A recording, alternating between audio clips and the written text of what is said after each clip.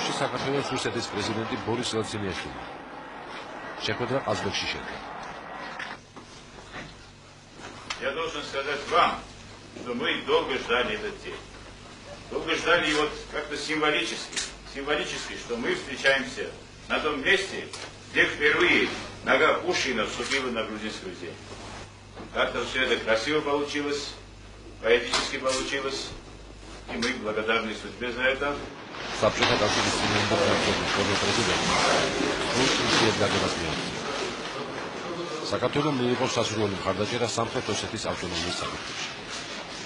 Договорились, что надо принять действенные меры по восстановлению мира и стабильности в Шидакартле, то есть бывшей Южно-Осетинской автономной области. Вы знаете, что там происходят очень неприятные события. Надо прекратить это кровопролитие, надо восстановить мир и стабильность.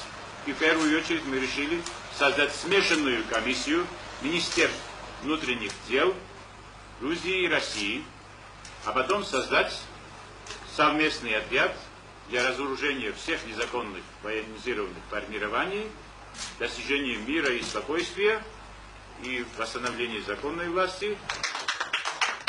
ორი ქვეყნის ხელმძღვანელმა დამშვიდობებისას ერთმანეთწირობა მისცეს, რომ მათი მოქმედება კოორდინირებული იქნება. Как Россия полным уважением относится к суверенной Грузинской республике, к ее самостоятельной политике и готовы без каких-либо предварительных политических, экономических и прочих условий заключить с Грузией такой договор.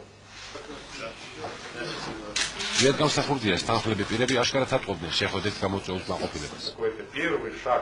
წილი ნაბარი იყო. გორბაჩოვის პოლიტიკის წინააღმდეგ საქართველოს მხარდაჭერას ბორის ელცინი პირდებოდა. დამოუკიდებლობის გამოცხადებას ხელს თითქმის აღარაფერი უშლიდა. Договор между Грузией и Россией во всех областях. Он будет подготавливаться. Будут созданы рабочие группы. С нашей стороны они уже работают. Подготовлено немало материалов в этом направлении. И, наверное, этот договор будет подписан где-то к концу апреля, если не ошибаюсь. Договор и общеполитический, и экономический.